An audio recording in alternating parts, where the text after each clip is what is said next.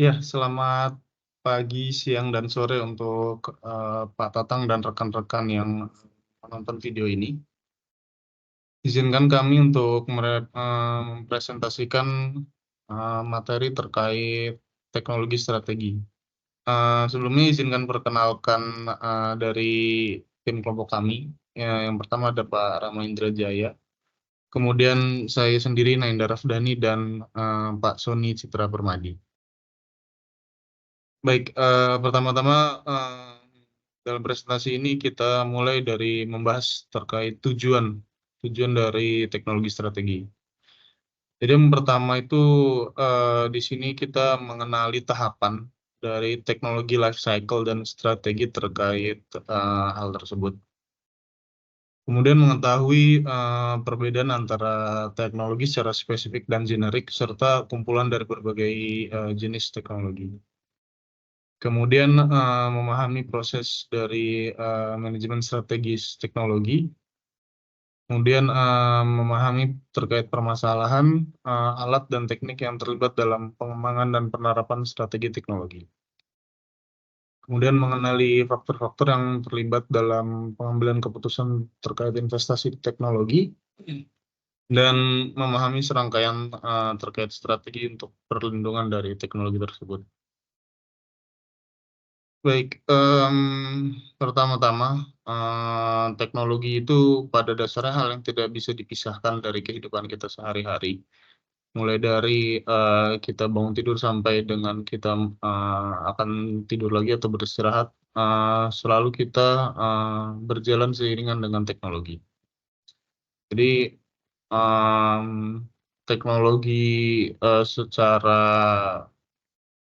umum ya, di sini kita akan membahas terkait, bagaimana cara menghasilkan suatu produk atau proses layanan yang baru dan lebih baik. Jadi, pada perjalanannya juga, teknologi itu, akan terus berkembang. Di sini akan membahas juga terkait, pengembangan produk, barang, atau jasa yang baru. Kemudian, cara untuk beradaptasi dengan kebutuhan konsumen atau pengguna dari teknologi tersebut. Oke. Untuk strategi teknologi, di sini ada 4 pokok pembahasan. Yang pertama, teknologi life cycle, kemudian, bentuk teknologi, dominasi teknologi, dan manajemen strategi. Oke, yang pertama terkait teknologi life cycle. Jadi, dalam teknologi, itu dia memiliki siklus hidup atau life cycle. Yang pertama itu, mmm, terkait dengan generic technology research. Jadi, pada awalnya itu untuk mengembangkan suatu teknologi baru, akan dilakukan proses, research awal. Jadi, mengetahui kebutuhan pasar dan sebagainya. Kemudian, dilakukan, applied research atau, pada umumnya bisa dikenal dengan sebutan R&D.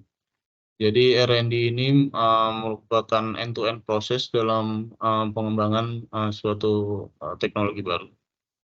Kemudian, eskalasi produksi. Jadi apabila R&D tersebut sudah selesai dan hasilnya, memang bisa diterima oleh, publik, maka dilakukan, proses, produksi besar. Kemudian, technological maturity. Jadi, technological maturity ini juga berhubungan dengan, acceptance dari, publik terkait, penerapan dari teknologi baru yang diusulkan. Kemudian teknologi juga memiliki S-curve atau kurva S, di mana, pada perjalanannya, mmm, perkembangan teknologi ini tidak juga bersifat linear. Jadi, dia, ada beberapa tahapan yang, mana, hal itu menentukan keberlanjutan dari pengembangan teknologi itu tersendiri. Oke, jadi berikutnya terkait teknologi life cycle. Jadi apabila kita lihat di grafik yang ada di layar, ada beberapa fase dalam pengembangan suatu teknologi. Jadi yang pertama itu sudah disebutkan terkait R&D, applied research, dan commercialization, kemudian technological maturity. Jadi di sini ada perpotongan pada proses komersialisasi, di mana di sini apabila publik dapat menerima suatu teknologi baru, maka akan dilakukan proses investasi untuk pengembangan produksi dari teknologi tersebut. Dan berikutnya terkait korelasinya dengan S-curve. Jadi dari awal teknologi itu berkembang sampai kepada market penetrasi, dia akan melewati berbagai proses yang menentukan keberlangsungannya. Jadi yang pertama itu kalau kita lihat, yang pertama emerging teknologi, kemudian pacing teknologi, key atau core teknologi, dan base teknologi. Kemudian penetrasi kepada pasar. Nah, jadi di sini ada suatu ilustrasi terkait siklus dari suatu teknologi sebelum diaplikasikan. Jadi seperti yang sudah kita bahas sebelumnya, di sini pada artikel ini membahas terkait konsep dari GPS. Jadi proses pengembangan GPS itu sendiri dimulai dari tahun 73 ya, di Departemen Pengembangan milik Amerika. Jadi proses pengembangan awalnya itu di tahun 61, dan orang-orang juga masih belum benar-benar bisa mengetahui fungsi utama dari GPS tersebut. Sampai tahun 93, GPS itu secara rapid atau secara masif digunakan dalam proses kehidupan di publik seperti commercial fishing, navigating, dan tracking dan sebagainya. Jadi proses pengembangan suatu teknologi, dalam case ini adalah GPS, itu melewati durasi kurang lebih 20 tahun agar produk tersebut dapat diterima oleh publik. Jadi suatu pengembangan teknologi ini bukan berarti bisa dikatakan sebagai revolusi, akan tetapi bisa juga sebagai evolusi. Gitu kira-kira dari saya. Kemudian akan dilanjutkan oleh Pak Rama. Baik, terima kasih. Selanjutnya kita membahas terkait dengan bentuk teknologi. Sejauh ini kita telah melihat bahwa sifat teknologi berubah seiring dengan siklus hidup teknologi. Sekarang kita beralih ke isu yang lain, mendefinisikan teknologi. Kita sering memandang teknologi sebagai sesuatu yang terdiri dan spesifik, yaitu teknologi yang digunakan untuk tujuan tertentu. Misalnya dalam pengembangan satu jenis produk. Namun seringkali hal ini tidak terjadi. Teknologi bisa bersifat umum. Teknologi generik adalah teknologi yang dapat dimanfaatkan secara luas dan tidak terbatas pada penerapan atau penggunaannya pada satu industri atau sektor tertentu. Misalnya kompetensi Canon dalam teknologi pencitraan dan optik generik telah memungkinkannya mengembangkan beragam produk mulai dari mesin fotokopi dan printer laser hingga kamera. Teknologi generik biasanya muncul dari penilaian ilmiah dan teknis mendasar seperti yang dilakukan di universitas dan laboratorium penelitian spesialis. Teknologi generik memberikan spektrum peluang eksploitasi yang luas di banyak sektor. Namun untuk memanfaatkan peluang ini, perusahaan-perusahaan di sektor tertentu harus menggunakan teknologi generik dan mengadaptasinya untuk mengembangkan produk yang spesifik pada industri dan pasar. Artinya perusahaan perlu menggabungkan teknologi generik dengan teknologi lain, baik yang khusus untuk sektor tertentu maupun yang generik. Untuk mengembangkan produk yang spesifik pasar, penggabungan ini menciptakan kumpulan teknologi yang selanjutnya dapat digunakan untuk mengembangkan berbagai produk. Oleh karena itu, pemilihan paket teknologi yang tepat merupakan fitur penting dan menentukan jalur pengembangan teknis dan produk jangka panjang suatu perusahaan. Selanjutnya, pada gambar yang tampil ini merupakan teknologi diversification and pivot. Kelayakan aplikasi yang berasal dari bundle, potensi penerapan pasar menentukan poros diversifikasi, dan setiap lintasan mengembangkan kemampuan yang pada gilirannya dapat menjadi dasar bagi pengembangan dan fungsi teknologi lebih lanjut, serta menciptakan diversifikasi lebih lanjut. Hal ini menunjukkan jalur pertumbuhan perusahaan yang jauh lebih dinamis dengan potensi perubahan arah yang lebih besar. Hal ini juga memberi makna lebih pada pertanyaan mendasar dalam bisnis. Bisnis apa yang kita jalani? Jawaban terhadap pertanyaan ini seringkali berakhir menjadi hal yang basi.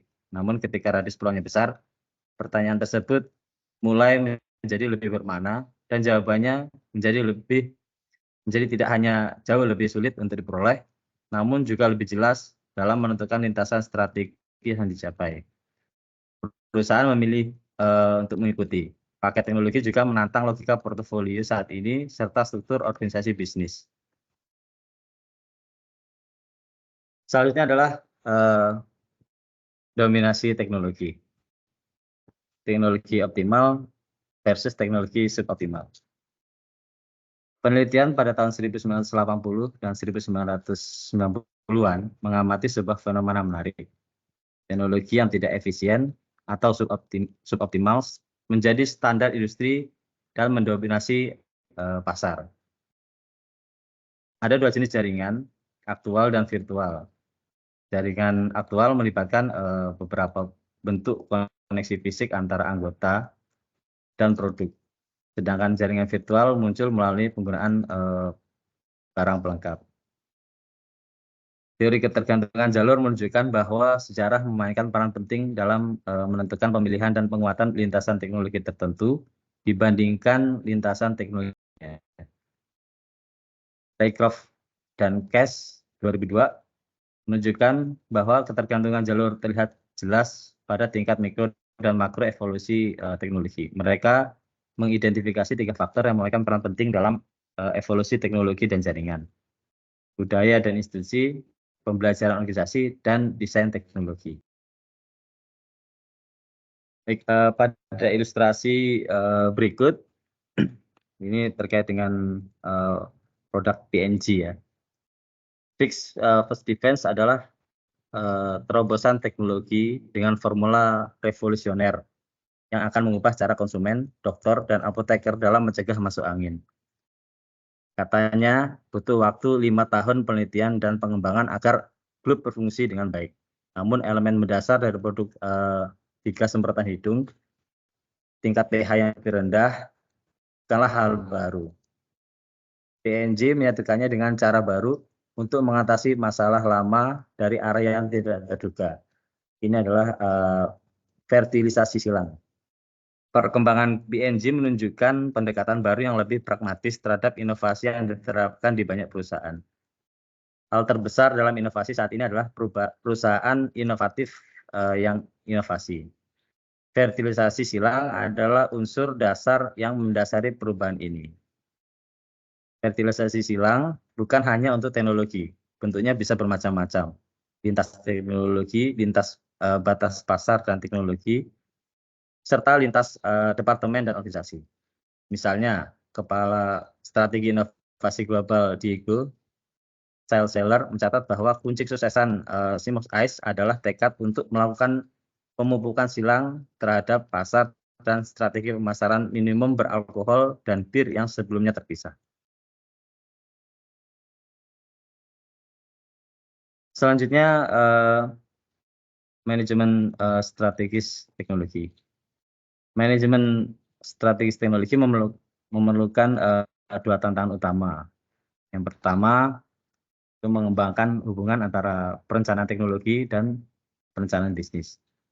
Dan yang kedua, merekonsiliasi ketegangan antara perspektif jangka pendek dalam mengevaluasi nilai investasi dalam upaya menghasilkan keuntungan di pasar saat ini dengan mengevaluasi teknologi dalam kaitannya dengan potensi masa depan. Manajemen strategis teknologi itu bagi menjadi 3 bagian gitu ya. Yang pertama, akuisisi teknologi. Ini ketika tidak ada alasan kuat untuk melakukan pengendalian sumber daya eksternal, sebaiknya diserahkan kepada pengembangan independen. Beberapa perusahaan melangkah lebih jauh dengan mengembangkan usaha patungan atau merger ya, dengan perusahaan yang memiliki teknologi atau pengetahuan yang dibutuhkan. Kemudian yang kedua, manajemen teknologi. Ini kapasitas penyerapannya adalah kemampuan perusahaan untuk menggunakan pengetahuan sebelumnya untuk mengenali nilai informasi eksternal baru dan mengasimilasinya serta mengeksploitasinya untuk tujuan komersial. Efektivitas transfer pengetahuan bergantung pada variabel spesifik organisasi dan variabel spesifik pengetahuan. Selanjutnya, eksploitasi teknologi. Teknologi dapat dieksploitasi dengan berbagai cara. Yang paling nyata adalah penggabungan teknologi ke dalam proses atau produk perusahaan. Teknologi bisa saja terjadi dieksploitasi melalui penjualan pengetahuan kepemilikan di pasar dengan metode seperti lisensi keluar atau menggunakannya untuk menegosiasikan aliansi yang menguntungkan. Selanjutnya ilustrasi. Selama beberapa tahun terakhir, industri kosmetik telah dibentuk oleh 2 tren yang agak bertentangan. Di satu sisi, konsentrasi listenan merek di satu perusahaan, dan sisi lain memperpendek siklus hidup satu produk.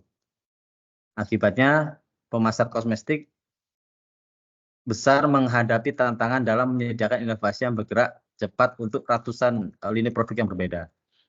Mulai dari wewangian hingga perawatan kulit dan tata rias. Dalam banyak kasus, hal ini tidak mungkin terjadi tanpa bantuan produsen kontrak khusus. Artinya di situ ada spesialisasi terkait dengan produk-produk tertentu.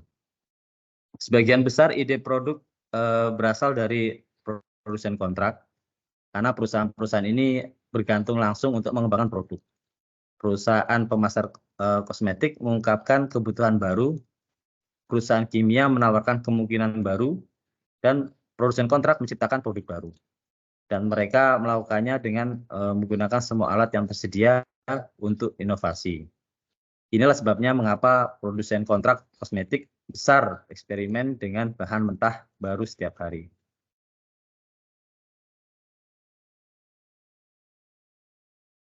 Selanjutnya, merumuskan strategi teknologi.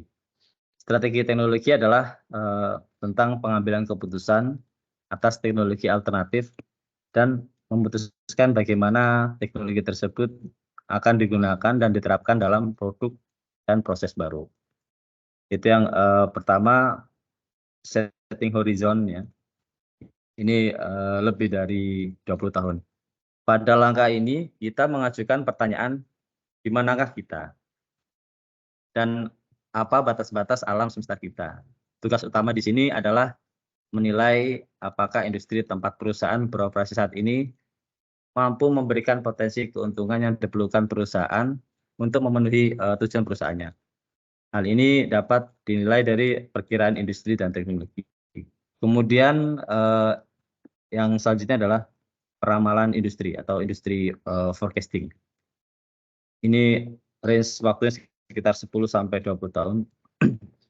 Tujuan dari forecasting ini bukan untuk memprediksi produk baru, namun untuk menentukan dan memahami kekuatan yang mungkin membentuk arah industri dalam jangka panjang.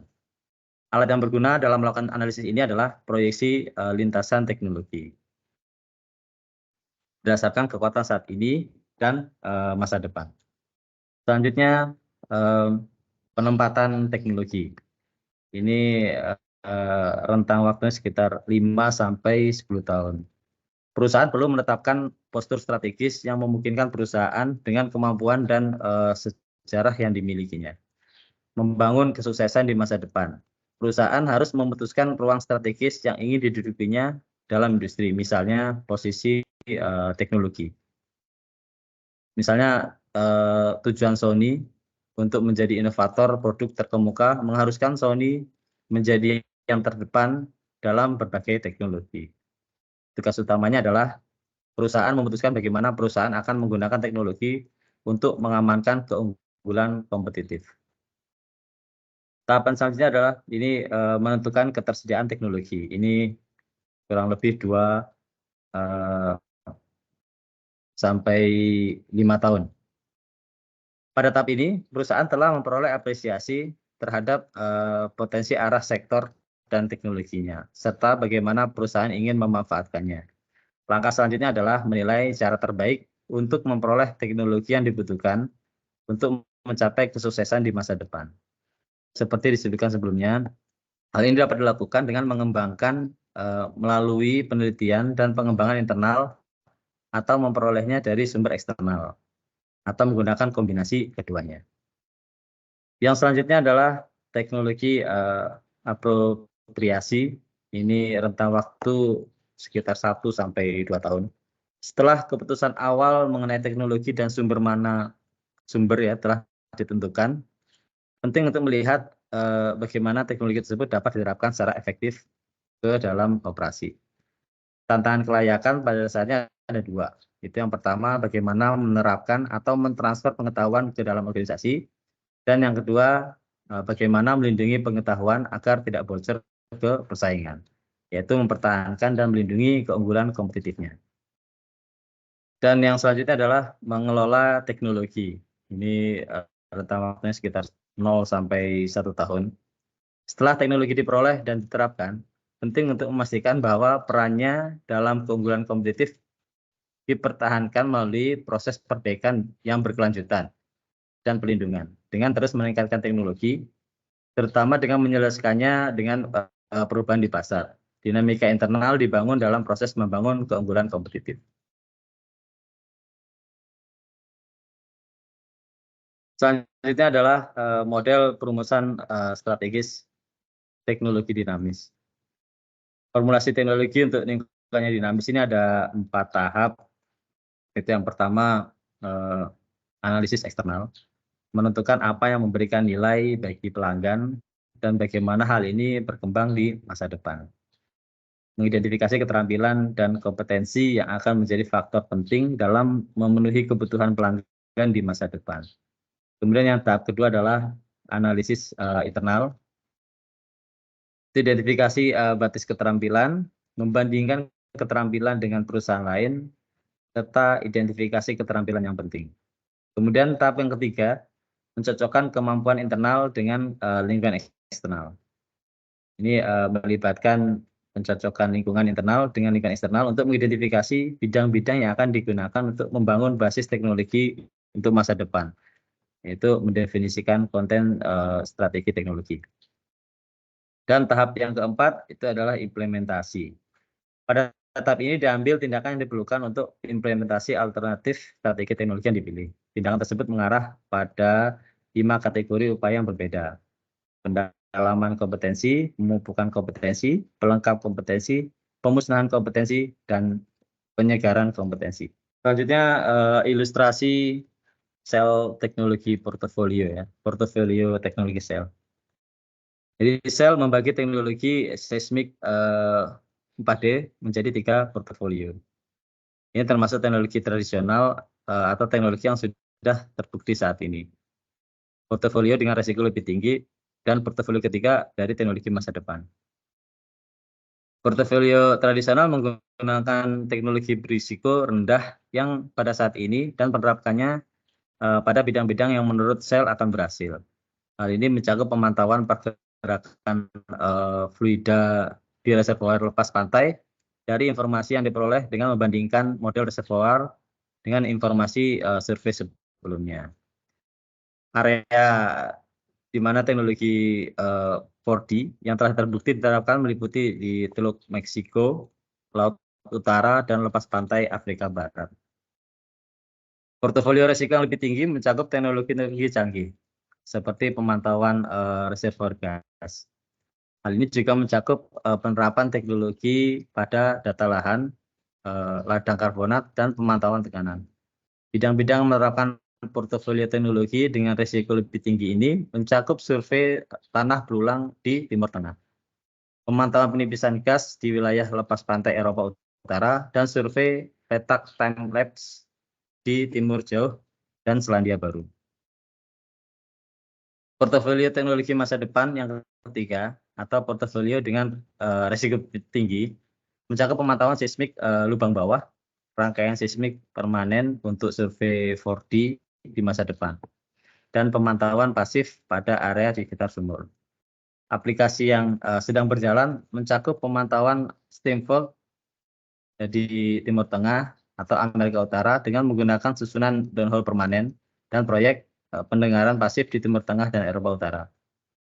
Teknologi masa depan dalam portofolio ketiga mencakup pengintegrasian teknologi seismik dengan sumur pintar dan lapisan pintar di mana sensor permukaan permanen dan lubang di bawah terus memantau sumur. Informasi tersebut akan digunakan untuk mengoptimalkan pengembangan lapangan dengan terus memperbarui model reservoir. Oke, selanjutnya saya akan coba paparkan terkait alat dan teknis analitis untuk mengembangkan dan menerapkan strategi teknologis. Jadi, strategi teknologi secara umum memang melibatkan penilaian posisi basis teknologi suatu perusahaan saat ini. Jadi, dinamika teknologi di lingkungan eksternal digunakan untuk mempertimbangkan beragam pilihan teknologi yang diikuti dengan pengembangan rencana bagaimana perusahaan tersebut merealisasikan jalur teknologi tersebut. Ya, dan juga pada bagian itu kita juga kaji isu-isu yang perlu dipertimbangkan, seperti alat dan teknik utama yang dapat digunakan untuk menilai suatu teknologi. Nah, ini ada beberapa pertanyaan terkait yang dapat membantu bagaimana kita menerapkan suatu strategi teknologi di suatu.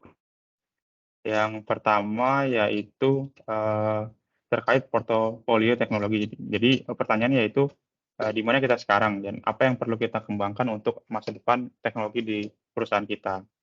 Yang berikutnya terkait forecasting atau peramalan teknologi. Jadi pertanyaannya yaitu terkait kemana arah teknologi dan bagaimana masa depan teknologi yang akan kita bawa di perusahaan kita. Lalu terkait road mapping, pertanyaannya bagaimana kita bisa menghubungkan masa depan sekarang dengan masa depan yang akan kita lalui terhadap teknologi yang akan kita invest nanti ke depannya. Dan yang berikutnya, apa dan di mana kita harus berinvestasi untuk keuntungan di masa depan terkait teknologi. Pun juga bagaimana kita melindungi dan mempertahankan posisi teknologi di perusahaan kita. Ini terkait grafik teknologi maturity portfolio. Jadi portofolio teknologi merupakan cara yang berguna untuk menilai posisi perusahaan secara keseluruhan. Portofolio dapat dibuat dengan berbagai cara. Jadi salah satu caranya adalah dengan memetakan teknologi produk itu sendiri, proses dan administrasi pada sebuah matriks dengan tingkat kematangan sebagai yang ada di grafik di gambar sebelah kiri ini. Jadi peta di sebelah kiri saya ini secara visual menunjukkan apakah perusahaan memiliki portofolio teknologi yang seimbang atau tidak. Jadi pemetaan dapat dilakukan untuk komponen produk, proses, dan administrasi secara terpisah ataupun dalam satu matriks yang gabungan. Jadi ini berguna dan juga paling umum digunakan untuk memeriksa portofolio suatu produk. Jadi portofolio ini berguna dalam menentukan strategi teknologi untuk masa depan dan juga untuk menjelaskan kemungkinan strategi pasar produk di perusahaan kita. Nah, jumlah posisi keseimbangan di gambar sebelah kiri saya ini dapat dilihat berdasarkan dampak persaingan dan paparan resikonya. Jadi kalau kita lihat di sini, paparan exposure resiko berubah sepanjang siklus dari jatuh tempo itu sendiri. Jadi ketidakpastian yang tinggi pada tahap awal namun berkurang seiring berjalannya waktu. Setelah itu, ketika ketidakpastian itu menurun, maka resiko dan dari keusangan mulai meningkat dari keusangan teknologi itu sendiri. Jadi resiko keusangan teknologi itu sendiri menjadi tinggi pada tahap akhir dari siklus hidup teknologi itu sendiri. Di gambar sebelah kiri juga menunjukkan 3 posisi keseimbangan portofolio dasar, yaitu portofolio yang seimbang mewakili perpaduan teknologi yang baik dalam hal exposure resiko dan dampak yang kompetitif dan keuntungan bagi perusahaan. Ini berisi keseimbangan antara teknologi baru dan juga yang sudah matang. Jadi ketika teknologi lama menjadi usang, pengganti baru, teknologi baru dengan potensi keuntungan yang tinggi sudah tersedia. Jadi kesenjangan yang muncul dari waktu ke waktu terus terisi. Nah, kalau di sebelah kiri kita ada juga gambar terkait portofolio yang unbalanced portofolio yang pertama, yaitu bisa disebutkan competitive unbalanced scenario. Jadi ketika perusahaan memiliki teknologi yang tersebar pada berbagai tingkat kematangan, investasinya berada pada teknologi yang umum dan tidak mungkin menjamin posisi kekuatan atau diferensial produknya.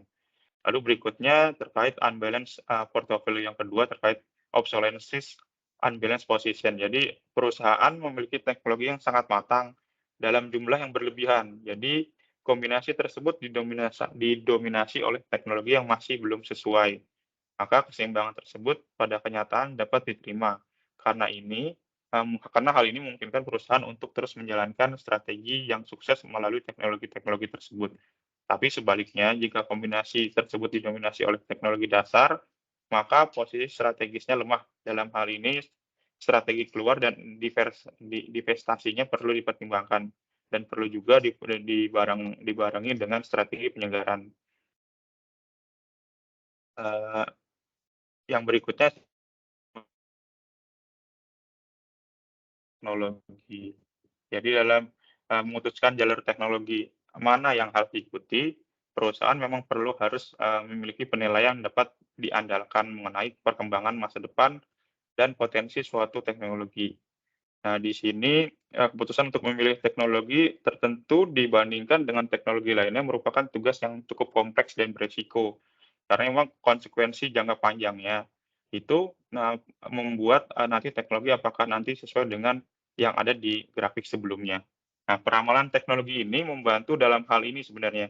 Jadi peramalan teknologi berasal dari sektor pertahanan dan kemungkinan mendapatkan dukungan dari industri sektor sektor luar angkasa. Dan kemudian mendapat dukungan juga dari sektor tadi yang aerospace luar angkasa dan ada banyak sekali teknik yang berpotensi untuk digunakan terkait forecasting ini. Jadi pada bagian ini kita coba uraikan secara singkat. Jadi metode forecasting ini dapat dibagi menjadi 5 kelas utama peramalan. Menurut yang pertama adalah pendapat para ahli adalah dasar umum dalam pengembangan forecasting. Sejumlah cara untuk menunjukkan pendapat ahli itu ke dalam perkiraan dapat ditentukan. Itu adalah seperti visionary forecasting, panel consensus metode, dan juga DLP metode. Yang berikutnya terkait ekstrapolasi tren. Di sini rangkaian teknik ini terutama didasarkan pada pemodelan statistika, observasi deret waktu, dan simulasi matematis. Dengan teknik umum yang diuraikan memang seperti linear projection, trend curve. Lalu yang berikutnya adalah metode sistem analisis. Jadi di metode sistem analisis ini ada beberapa metode yang digunakan untuk menentukan peramalan teknologi seperti present system analysis, lalu hypothetical future, dan juga yang berikut adalah parameter analysis. Jadi teknik ini berfokus pada satu aspek teknologi daripada memeriksa keseluruhan sistem. Nah, teknik ini terdiri dari theoretical limit test dan juga analyzing unique properties. Yang terakhir untuk menentukan forecasting teknologi yaitu creativity method. Jadi kalau metode analisis skenario itu metode yang mengatasi keterbatasan peramalan deterministik. Jadi metode skenario ini memungkinkan membayangkan sejumlah kemungkinan hasil dari alternatif. Sedangkan kalau analogis ini, teknik ini melibatkan penarikan kesimpulan atas dasar bahwa jika dua hal memiliki setidaknya satu kesamaan, maka mereka mungkin merupakan serupa dalam hal lainnya. Berikutnya, setelah kita juga membahas terkait road mapping teknologi, itu adalah metode untuk memastikan bahwa investasi dalam teknologi diarahkan pada pengembangan kemampuan yang selaras dengan peluang pasar. Pemetaan jalur teknologi ini adalah proses untuk memungkinkan integrasi isu-isu teknologi ke dalam proses strategi itu sendiri. Nah, beberapa hal ini mengidentifikasi teknologi-teknologi yang mempunyai potensi terbesar untuk dimanfaatkan oleh perusahaan dan menempatkan transfer teknologi ke dalam suatu produk. Nah, peta jalan itu sendiri, pemetaan teknologi itu sendiri disusun menggunakan beberapa format. Namun secara umum peta jalan ataupun roadmap teknologi itu sendiri memang dari bagian berbasis waktu yang menghubungkan pengembangan teknologi dan investasi dengan produk yang ada di pasaran. Nah, ini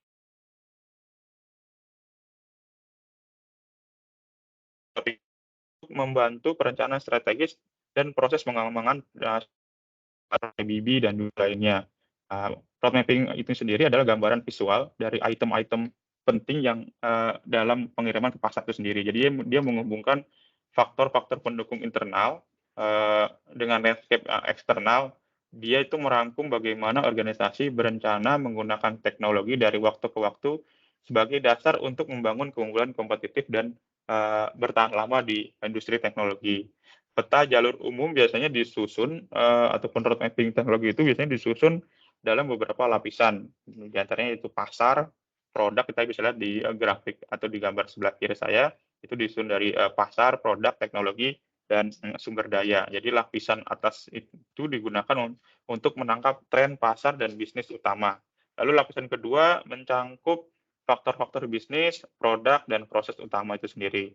Lapisan ketiga dan keempat mencakup teknologi dan sumber daya yang diperlukan untuk mencapai tujuan bisnis yang dipilih. Peta road mapping itu sendiri seringkali dianggap sebagai dokumen visual tingkat tinggi. Jadi meskipun demikian, road mapping itu sendiri merupakan kumpulan penilaian mendalam yang diintegrasikan ke dalam peta akhir, yaitu diilustrasikan seperti gambar di sebelah kiri saya ini. Jadi proses pembuatan road mapping itu sendiri sebenarnya sama pentingnya dengan kasih lintas fungsi dan berbagi tujuan jangka panjang untuk membangun pemahaman terkait arah tujuan dari teknologi perusahaan di masa yang akan datang. Ini juga memunculkan asumsi-asumsi mendasar serta menyoroti potensi kesenjangan dalam keterampilan dan kompetensi yang ada saat ini.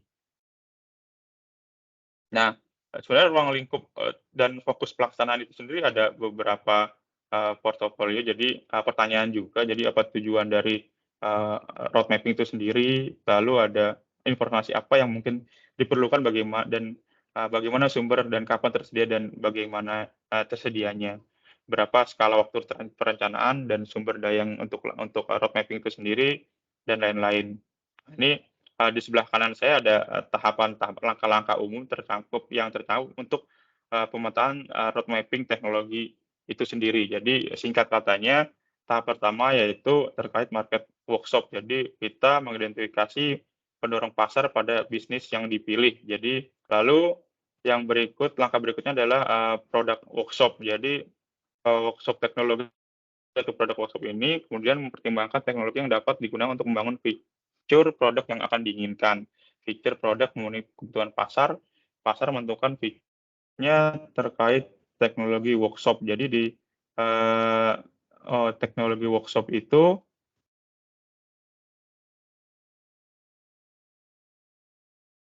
inginkan, lalu membangun CCTV matrix, fitur produk, dan peringkat berdasarkan kemampuan yang diberikan. Yang berikutnya, yang terakhir adalah charting workshop. Jadi menghubungkan informasi dan analisis pasar dengan roadmap, evaluasi produk dengan teknologi dari masa lalu ke masa depan untuk mengatasi permasalahan saat ini dan membangun masa depan.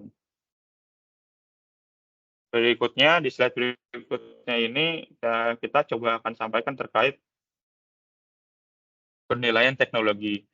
Jadi ada dua karakteristik investasi teknologi untuk membuat penerapan analisis investasi sederhana menjadi rumit. Jadi ada dua karakteristik investasi teknologi. Yang pertama yaitu beresiko dan juga berdasarkan waktu. Jadi yang pertama, investasi teknologi mempunyai tingkat resiko yang tinggi. Karena pada saat melakukan investasi, memang belum ada kepastian bahwa investasi tersebut akan menghasilkan hal yang positif di kemudian hari. Dan yang berikutnya, yang kedua, masalah pembayaran terjadi dalam jangka panjang di masa depan. Jadi jika memang terjadi, sebagian besar perusahaan harus investasi pada tingkat tertentu di bidang teknologi dan penelitian serta pengembangannya. Jadi tujuan mereka melakukan investasi ini adalah untuk merealisasikan keuntungan di masa depan. Dan investasi ini merupakan suatu cara untuk memperluas pilihan. Selain itu juga berinvestasi pada teknologi yang tidak sama dengan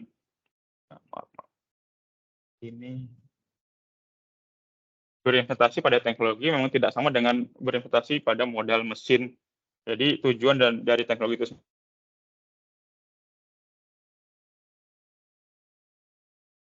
memang membutuhkan jangka waktu yang panjang, lalu ada payoff yang akan ada jika itu terjadi.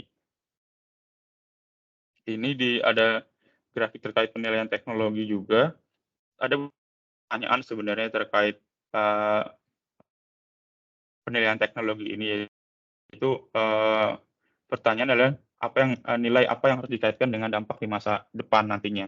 Jadi jawaban atas pertanyaan ini memang sulit karena memang manfaat teknologi tidak pasti dan terjadi di masa depan. Nah, ketidakpastian ini menyulitkan investasi penelitian dan teknologi jangka panjang untuk bersaing dengan investasi jangka pendek yang memiliki tingkat pengembalian yang memang lebih pasti dibandingkan investasi jangka panjang itu sendiri.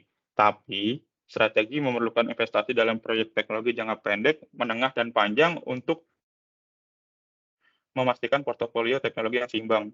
Ada kebutuhan untuk mencapai keseimbangan antara resiko yang saat ini dan juga resiko yang akan terjadi di masa depan. Jadi dari segi resiko, imbal hasil setara dengan yang akan nanti bebas resiko yang bernilai tinggi dibandingkan dengan imbal hasil yang mengandung resiko yang memang nantinya rendah. Nah, analisis aliran investasi yang ini adalah pendekatan tradisional untuk keputusan investasi. Namun bentuk analisis ini cenderung menggambarkan investasi teknologi jangka panjang dalam sudut pandang yang buruk karena besarnya diskon terhadap arus itu sendiri di masa depan. Nah, sayangnya hal ini hanya menenggelamkan proses pengambilan keputusan di dalam subjektivitas saja. Jadi di gambar ini menyajikan sebuah model yang mencoba menilai sebenarnya dari hasil investasi teknologi dengan memasukkan sejumlah model utama ke dalam penilaian tersebut itu bagaimana. Jadi model penetapan itu ada model penetapan harga opsi. Jadi optional pricing model itu terkait penilaian arus kas. Nah, model ini memungkinkan penilaian arus kas hilir dengan penilaian kontingensi untuk investasi lebih lanjut guna menghadirkan teknologi ke pasar. Lalu ada juga S-curve model, ini terkait dengan berdasarkan pola kematangan pasar dan teknologi Foster untuk menilai dan atau memprediksikan kemungkinan pola arus kas itu sendiri. Lalu production learning model ini memperhitungkan penurunan biaya per unit itu seiring dengan peningkatan volume produksi kumulatif. Nah, yang berikutnya adalah competitive scenario model. Competitive scenario model ini mengkaji kemungkinan dampak masuknya pesaing ke pasar itu sendiri. Jadi dampak persaingan terhadap pangsa pasar didasarkan pada 4 skenario, yaitu tingkat tidak ada persaingan, lalu masuk sama orang lain sebagai pengikut, dan yang kedua dengan satu pengikut, dan berikutnya kedua tetapi dengan banyak pengikut. Ini slide berikutnya itu terkait perlindungan terhadap teknologi itu sendiri. Jadi setelah teknologi yang dikembangkan, teknologi suatu perusahaan dikembangkan, maka suatu teknologi menjadi bagian dari portofolio intelektual.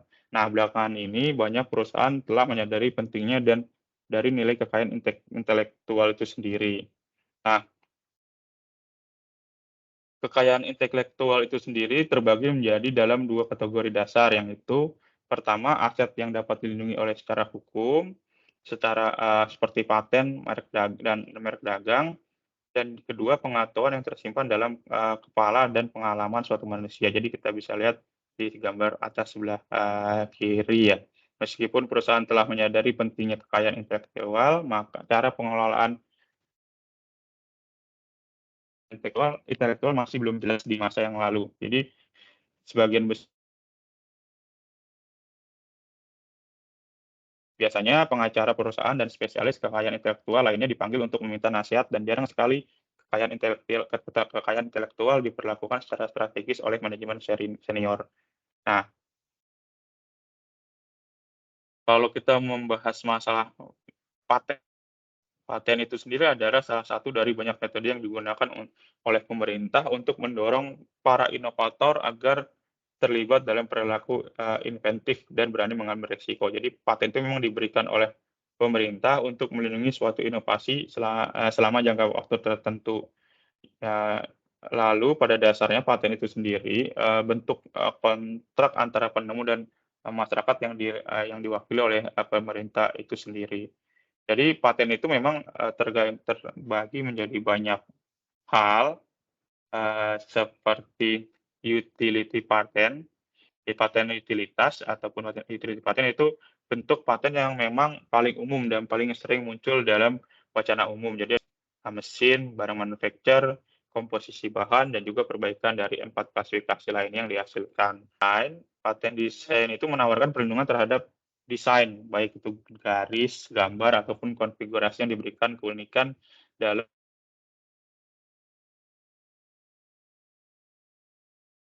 paten terhadap tanaman itu tumbuh muncul terutama dengan munculnya bioteknologi. Jadi paten ini melindungi penemuan varian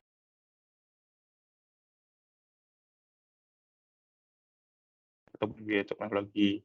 Berikutnya adalah paten metode bisnis. Jadi memang sampai tahun 98 perlindungan paten dalam bentuk ini belum tersedia untuk metode bisnis. Jadi sampai pada tahun 98 di Amerika Serikat memang menguat terkait paten untuk program rangkaian bisnis metode paten ini. Untuk berikutnya kita coba bahas terkait proses paten itu sendiri. Jadi proses paten itu sendiri itu memang jangka waktunya berbeda-beda di setiap negara. Jadi biasanya jangka waktunya bervariasi antara 14 sampai 25 tahun ini jangka waktu paten itu sendiri ya. Dan juga bergantung pada jenis patennya. Misalnya kalau paten umum di Amerika dan ataupun di Jepang biasanya berlaku sampai 20 tahun. Sedangkan di Inggris itu hak patennya hanya berlaku 14 sampai 21 tahun. Nah, sebenarnya untuk memenuhi syarat untuk mendapatkan paten itu sendiri, suatu inovasi harus memenuhi 3 kriteria. Yang pertama terkait novelty, yaitu invensi harus berbeda dengan penemuan masa lalu. Terus yang kedua terkait ketidakjelasan ataupun non-obviousness, yaitu penemuan tidak boleh diantisipasi atau merupakan perluasan sederhana dari penemuan sebelumnya. Yang berikutnya itu terkait utility, yaitu penemuan tersebut harus bermanfaat bagi manusia ataupun masyarakat. Nah, ini sampailah kita pada kesimpulan dari pembahasan kita. Yang pertama, kesimpulannya yaitu teknologi merupakan kekuatan fundamental kemajuan manusia. Lalu perkembangan teknologi memiliki konsekuensi penting bagi inovasi perusahaan. Berikutnya, produk ataupun teknologi terbaik adalah produk ataupun teknologi yang mampu bertahan di pasar. Lalu manajemen teknologi yang strategis harus cerdik sehingga unggul dan